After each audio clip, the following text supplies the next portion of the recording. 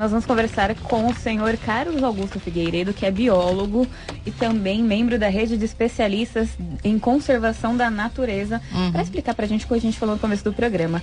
Como anda o nosso meio ambiente, o que a gente pode fazer para que pare a degradação e principalmente saber os efeitos de toda essa degradação do meio ambiente. Olha só, no último dia 27 de maio foi celebrado o Dia da Mata Atlântica, o bioma que ocupa leste, sudeste e o sul do país. O senhor tem como falar para a gente quais são os principais fatores que levam à degradação? Olha, a Mata Atlântica ela é considerada internacionalmente como um hotspot, é um ponto quente de biodiversidade. Isso significa que é um lugar que tem, é um bioma que tem uma biodiversidade incrível, mas também é um bioma super ameaçado. E o principal ponto de degradação é a simples ocupação das pessoas, a ocupação humana. O bioma Mata Atlântica, ele é o bioma que era predominante na costa brasileira, ainda é predominante, né? A gente vive no bioma da Mata Atlântica aqui no Rio de Janeiro, em São Paulo, né? Pega toda São Paulo, pega todo o Rio de Janeiro, né? E são as áreas mais ocupadas. A área litorânea do Brasil é a área mais ocupada. Então, por isso, o avanço das cidades, o avanço das áreas urbanas e mesmo áreas rurais vai tomando espaço que originalmente era da Mata Atlântica. Quando você fala sobre as ocupações, isso está se referindo às moradias em que há liberação para construção naquele espaço ou somente aquelas em que não há liberação, mas que as pessoas às vezes acabam construindo assim mesmo?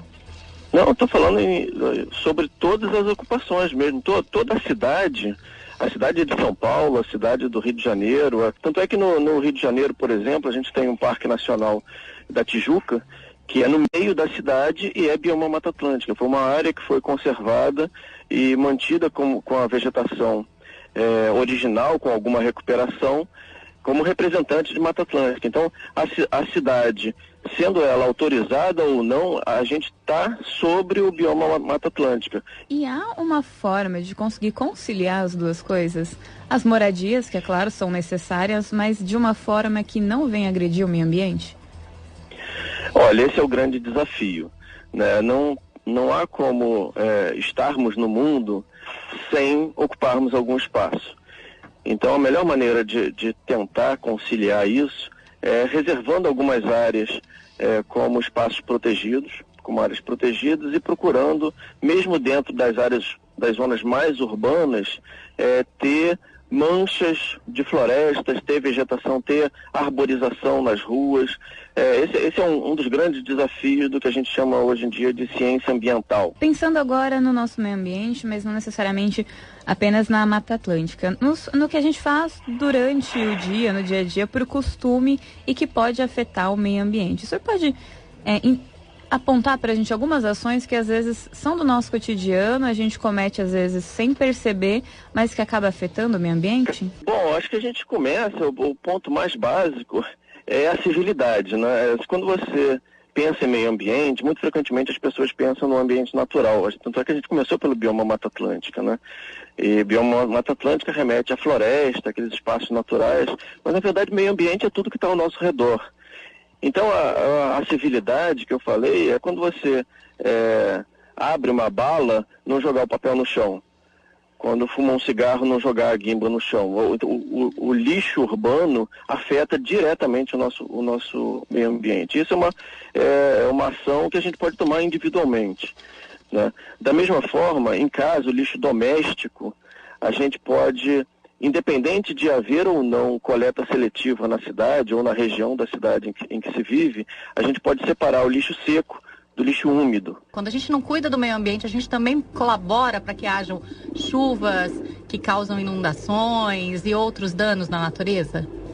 Eu acabei de assistir agora o resultado das chuvas na televisão, o resultado das chuvas no Nordeste do Brasil. Uhum. E aí vi o que aconteceu, de um reservatório que precisou abrir as comportas, reservatório de água precisou abrir as comportas, porque o nível da água estava muito alto, com o volume de chuvas grande, enchente e tudo mais. E aí o resultado do reservatório abrir as comportas foi uma enxurrada de lixo rio abaixo, né? Uma quantidade enorme de garrafas PET, de sacos plásticos, assim, muito grande mesmo. A gente pode pensar nisso em duas instâncias, assim. Primeiro, a responsabilidade pessoal de cada um de jogar o lixo de forma errada, jogar o lixo no rio, botar o saco de lixo na calçada, e aí ele ser lavado, abandonar o lixo, jogar o lixo em barranco e tudo mais.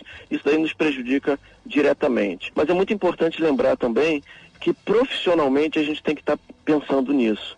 Porque quando a gente fala no lixo que é despejado nos rios ou nas encostas, a gente pensa, puxa, mas que irresponsáveis as pessoas que fizeram isso. Dificilmente se lembra que é irresponsável também o governo que não providenciou a coleta de lixo correta, ou mesmo a coleta de lixo para entidades privadas, como empresas, lojas e tudo mais, ela é contratada. Ela não é provida pelo Estado. Ela precisa ser contratada. E muitas vezes não é contratada e o lixo simplesmente é abandonado em terrenos baldios. Então, profissionalmente, a gente tem que sempre estar pensando nisso. Como é que eu posso agir na minha profissão, no meu trabalho, para melhorar a qualidade ambiental?